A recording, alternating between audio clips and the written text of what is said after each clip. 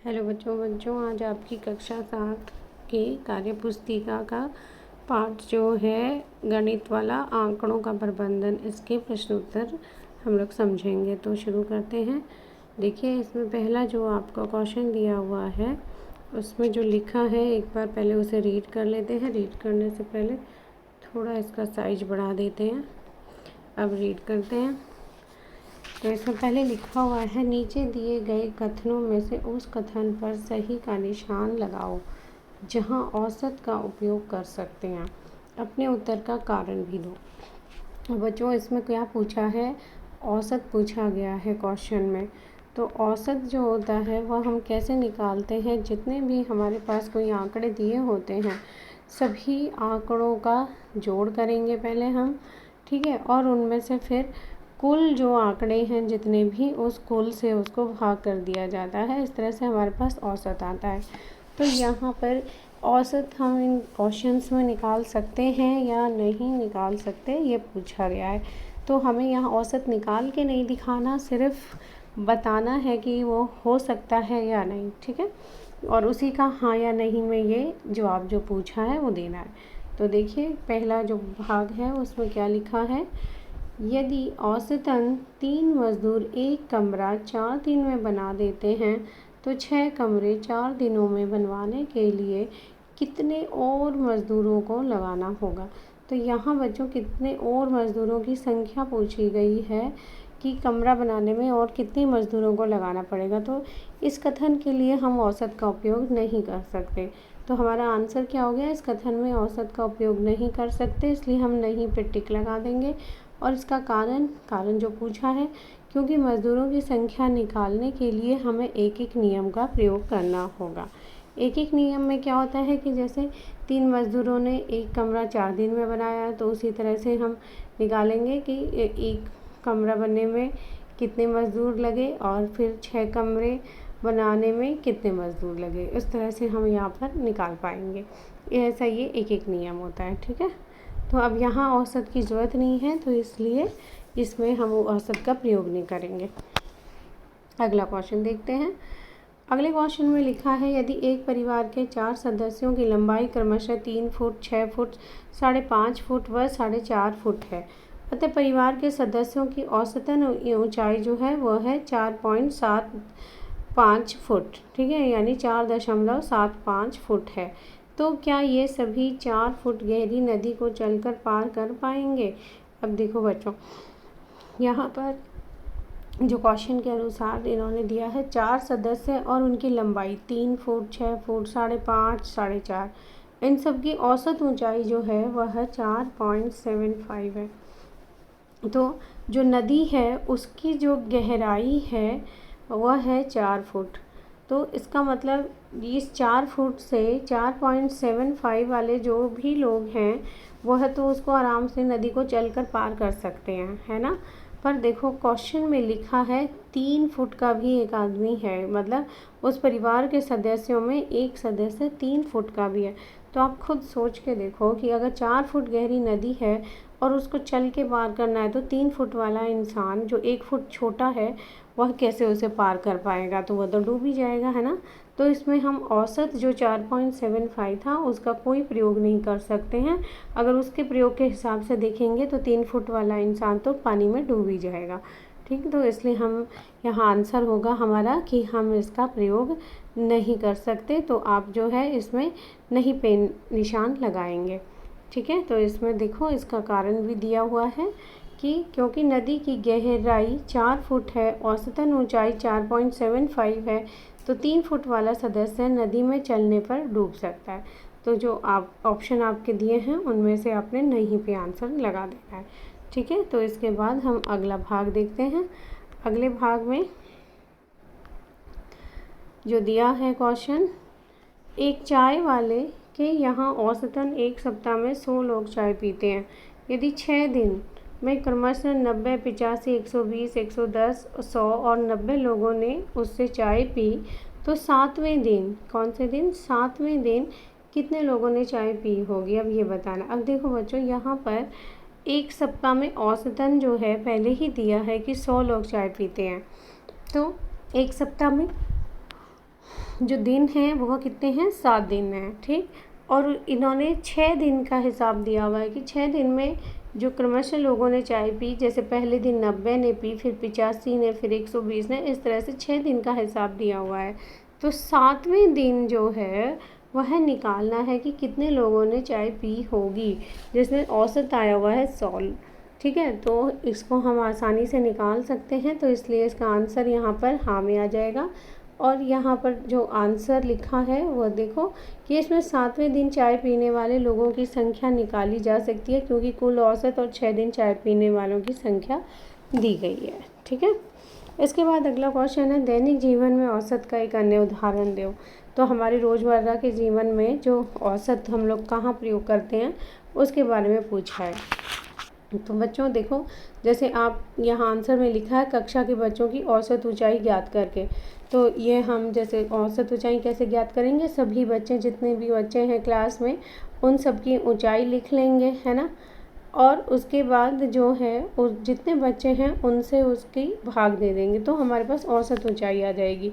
तो वो औसत ऊंचाई से अंदाज़ा हो जाएगा कि लगभग बच्चे इतने हाइट के तो ज़रूर हैं यहाँ पर। तो इस तरह से आप अपने दैनिक जीवन से कोई और भी उदाहरण यहाँ पर लिख सकते हैं। तो अब हम आगे देखते हैं अगला क्वेश्चन। आगे क्वेश्चन में दिया हुआ है, नीचे दिए गए आंकड़ों को छोटे से बड़े क्रम में लिखना है। सबसे पहले तो हमें इन्हें छोटे से बड़े क्रम में लिखना है, उसको क्या कहते हैं हम, आरोही क्रम। क्या कहते हैं, आरोही क्रम, ठीक है। तो आरोही क्रम में हमने इनको लिखना है।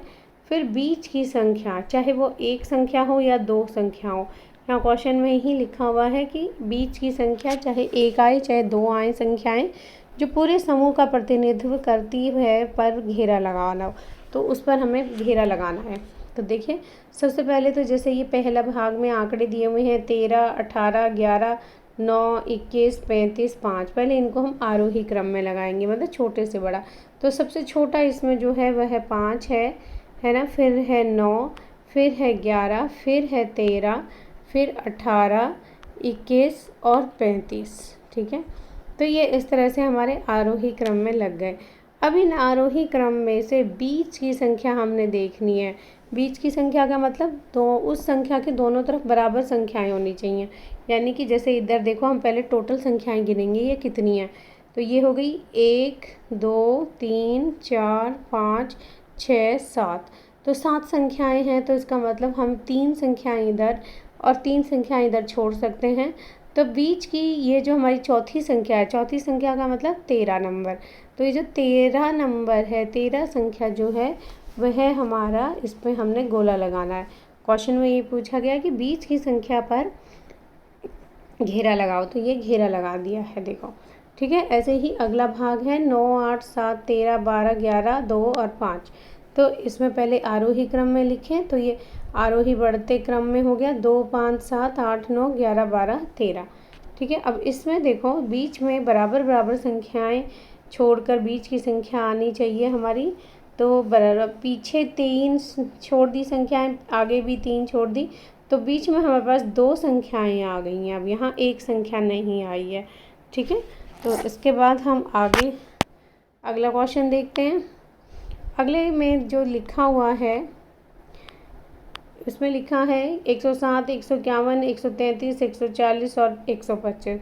तो ये सारा का सारा इन बच्चों का है। तो यहाँ देखिए इसको भी पहले हम आरोही क्रम में लगाएंगे, 107, 125, 133, 140 और 151। तो इसमें दोनों साइड 2-2 संख्याएं छूट गई हमारी, और बीच वाली संख्या जो है वो हमारी यहाँ आ गई, जिस पर हमने घेरा लगा दिया, ठीक है। इसके बाद अगला, क्या घेरा की गई संख्या औसत को दर्शाती हैं, यदि हाँ तो कैसे, यदि नहीं तो कैसे नहीं, स्पष्ट करो। तो देखो भी ये जो घेरा लगी हुई संख्या हैं ये लगभग औसत को दर्शाती हैं। तो यहाँ घेरा की गई संख्याएं लगभग, देखो बच्चों यहाँ छूट गया है शब्द औसत, लगभग के बाद यहाँ आप औसत लिख लें, लगभग औसत है, ठीक है। लगभग क्यों लगाया, क्योंकि इन सभी संख्याओं में बीच में एक नंबर नहीं है। देखो जैसे दूसरे नंबर वाली संख्या में 2 नंबर भी हैं, तो इसलिए लगभग लगाया। क्योंकि औसत सभी संख्याओं को जोड़कर देखो जोड़ कर के बाद भी थोड़ा छूट गया है, तो यहाँ आपने इसको जोड़ करके आगे भी लिख लेना है, क्योंकि ये छूट गया है। जोड़कर कुल से भाग दे, ठीक है। भाग देना लिख लें, देना होता है। इस तरह से ये आपका सेंटेंस पूरा होता है। इसके आगे बच्चों ये ज़रूर लिख लें आप, ठीक है। फिर से पढ़ देते हैं एक बार। हाँ घेरा की गई संख्याएं लगभग, लगभग के बाद आपने क्या लिखना है, औसत। लगभग औसत हैं, क्योंकि औसत सभी संख्याओं को जोड़कर कुल से भाग देना होता है, ठीक है। इस तरह से ये अपना पूरा हो गया। अब हम आगे देखते हैं अगला क्वेश्चन। अगले क्वेश्चन में जो है पहले कुछ समझाया हुआ है वो पढ़ लेते हैं, क्या समझाया गया है। तो इसको थोड़ा बड़ा कर साइज करते हैं ताकि हमें अच्छे से दिखाई दे। तो ये देखिए, अब इसको हम बड़ा कर लिए हैं, तो आगे देखते हैं आप क्या लिखा है।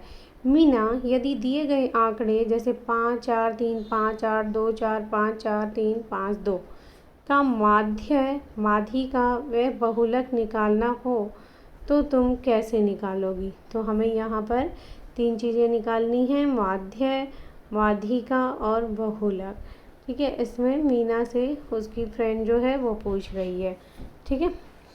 तो अब जो उसकी फ्रेंड है रीमा, वह क्या जवाब देती है कि पहले मैं दिए गए आंकड़ों को आरोही क्रम यानी छोटे से बड़े में रखूँगी।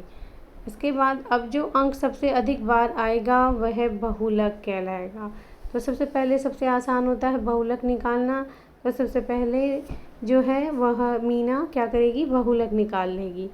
इसके बाद इसी प्रकार माध्यिका निकालने के लिए संख्याओं को आरोही क्रम में रखने के बाद बीच वाली संख्या पर गोला लगाते हैं।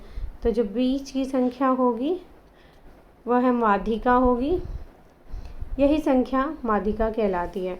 तो बच्चों आपने यहाँ ध्यान देना है, बहुलक जो संख्या होगी तो वहाँ जैसे एक वचन बहुवचन की तरह आपने इस बहु वाले शब्द को पढ़ना है, यानी कि अनेक। तो जो संख्या एक से अधिक बार अनेक बार आई होती है, ठीक है, अनेक बार जो संख्या आएगी कितनी आंकड़ों में, उसको बहुलक कहेंगे। और जो सबसे बीच की संख्या होगी, बिल्कुल बीच की संख्या जो होगी वो उनकी माध्यिका होगी, ठीक है। तो ये आपको समझ आ गया होगा। अब इसके बाद हम इसके और क्वेश्चन देखते हैं। तो आगे जो लिखा है पहला क्वेश्चन, मीना के आंकड़ों से तुम भी अपना बहुलक व माध्यिका ज्ञात करो। तो मीना ने जो आंकड़े दिए हैं उनके आधार पर हम लोग बहुलक और माध्यिका निकालते हैं। तो बहुलक में इन सारे आंकड़ों को, जो ये पीछे आंकड़े आपके दिए गए थे, जैसे ये देखिए ये जो आंकड़े ये वाले जो दिए गए हैं, इन आंकड़ों को आपने एक आरोही क्रम में लगाना है। तो आरोही क्रम में लगाने के बाद ये आंकड़े इस तरह से दिखेंगे, 2 2 3 3 4 4 4 5 5 5 और 8, ठीक है।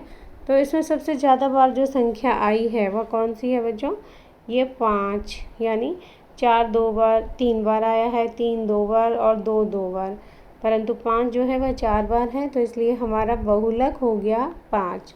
इसके बाद इसकी मध्य संख्या, बिल्कुल बीच की संख्या, तो उसके लिए देखो नंबर गिन लेते हैं, 1 2 3 4 5 6 7 8 9 10 11 12 संख्याएँ आएंगे। तो 12 संख्याओं में 2 नंबर आएंगे हमारे बीच में, ठीक है। तो 5 आप इस तरफ छोड़ दें, ये जैसे 1 2 3 3 और 1 4, यहाँ तक आप छोड़ दें इसे। इसके बाद 4 4 पीछे से देखते हैं, 1 2 3 4, तो यहाँ 5 तक भी ये छूट गए। अब ये बीच के जो अंक हैं ये बच गए, ठीक है।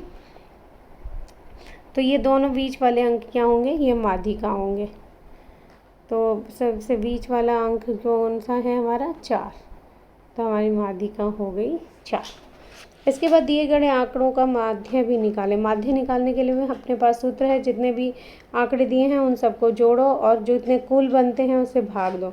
तो यही क्या है, इन सब आंकड़ों को जोड़ दिया तो 50 आया और कुल बटे में 12 है तो 12 से भाग कर दिया, 4.16 आंसर आ गया। ठीक है, इसके बाद आगे अगला क्वेश्चन देखते हैं। अगले क्वेश्चन में थोड़ा सा लंबा है, इसको पढ़ लेते हैं पहले। नीचे 3 पार्टियों में आए लोगों की उम्र संबंधित आंकड़ा दिया गया है। अपने दोस्तों से चर्चा करो कि प्रत्येक पार्टी में आए लोगों की उम्र बताने के लिए कौन सी एक उम्र प्रतिनिधित्व करती है। उम्र जो है वह उपयुक्त प्रतिनिधित्व करती है। उदाहरण के लिए पार्टी बी में आए सभी लोगों की उम्र का उपयुक्त प्रतिनिधित्व उम्र 13 से किया जा सकता है, क्योंकि उम्र 13 वाले इस पार्टी में व्यक्तियों की उपस्थिति सर्वाधिक है और उम्र 13 इस समूह पार्टी का बहुलक है। ठीक है, तो यहाँ पर जो बी पार्टी है उसका एग्जाम्पल लेके इन्होंने बता दिया है। हमें सभी पार्टी इसमें चाहिए कि पार्टी ए, बी और सी, इनमें माध्यिका, माध्य और बहुलक निकालना है हमने। ठीक है, तो देखिए पार्टी ए की बात करते हैं सबसे पहले। इसमें जो हमारे टोटल अंक बनते हैं 1, 2, 3, 4, 5, 6, 7, 8, 9, 10 बनते हैं। 10 का मतलब 4 इस तरफ और 4 इस तरफ, तो बीच के 5वां और छठा हमारे पास माध्यिका निकालने के काम आएंगे। तो हमने 2 माध्यिका हैं, जैसे इसमें 13 + 14 तो 2 हैं तो 2 से भाग कर देंगे, तो हमारा यहाँ आंसर आ गया 13.5, तो ये माध्यिका हो गई। ठीक है, ऐसे ही पार्टी बी में हम सारे में देखेंगे तो जो 13 अंक है वही सबसे ज़्यादा बार यूज़ हुआ है, तो 13 हमारा बहुलक हो गया। ठीक है, इसके बाद जो है सी पार्टी के माध्य निकालना है। माध्य निकालने के लिए यहाँ भी माध्यिका निकलेगी बच्चों, माध्य नहीं, ये आप इसको माध्यिका कर लें। तो 14 और 15 जैसे बीच की जो हमारी लाइन है, उसके बाद 1 मिनट, यहाँ पर आपका क्या आएगा, माध्यिका,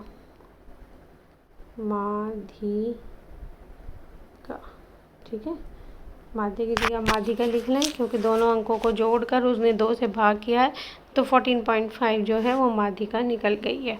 ठीक है, तो इसके बाद हम अगला क्वेश्चन देखते हैं, आगे बढ़ते हैं। अगले क्वेश्चन में जो लिखा है, तुमको क्यों लगता है कि यह उम्र उस पार्टी के सभी लोगों का उपयुक्त प्रतिनिधित्व करती है। तो जो ये उम्र हमारी निकली है, जैसे औसत में 13.5, 14.5, बहुलक में 13, तो इनके बारे में बताना है कि क्या ये जो अंक हैं पूरी तरह से प्रतिनिधित्व करते हैं पार्टी में आए लोगों का। तो इसका आंसर जो है बिल्कुल ठीक है कि प्रत्येक पार्टी के सदस्यों की उम्र की ये ऊपर निकाली गई हैं। इस उम्र लगभग औसत है। ठीक है, तो इसके बाद आगे देखते हैं।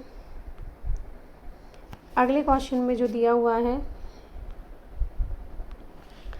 6 संख्याएं लिखनी है हमने। कुल हमारे पास 6 संख्याएं होनी चाहिए, जिसके लिए समांतर माध्य 15, माध्यिका 15 और बहुलक भी 15 होना चाहिए। तो हमें ऐसे जो हैं शब्द लिखने हैं जिनकी मध्य माध्यिका 15 और बहुलक भी 15 हो। ठीक है, तो अब देखते हैं ऐसी संख्याएं कौन कौन सी हो सकती हैं। तो देखो बच्चों, हमारे पास 6 संख्याएं को टोटल हैं, तो 10, 10, 10, एक बार 10 को छोड़ देते हैं, 15 + 15 + 15 और 25। ठीक है, इन संख्याओं को हमने जोड़ना है पहले। तो 10 और 10 20 हो गया आपका, 20 और 15 15 30, तो ये 50 हो गया, 50 और लास्ट वाला जो नंबर है हमारा वह है 25। तो 50 ये हो गए थे आपके, 25 और जोड़ के 75 बन गया।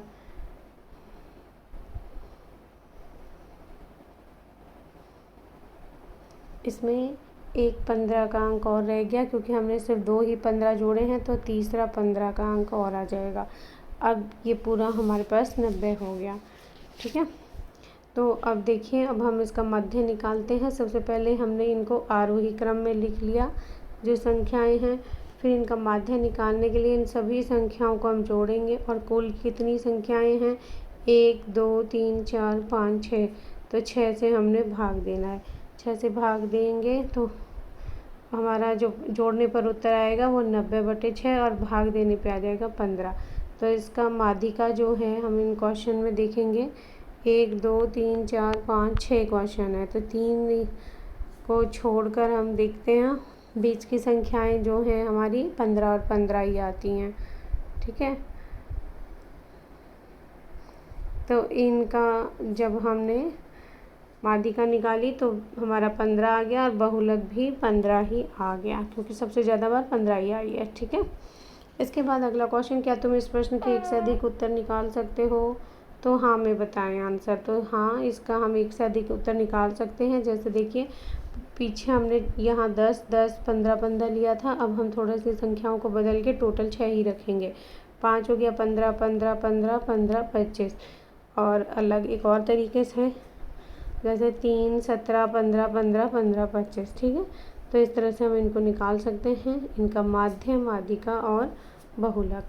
ठीक, अब आगे देखते हैं। आगे आपका पूरा ख़त्म हो गया है। तो बच्चों, अच्छा लगा वीडियो तो सब्सक्राइब कर दें, लाइक कर दें और कमेंट कर दें। धन्यवाद।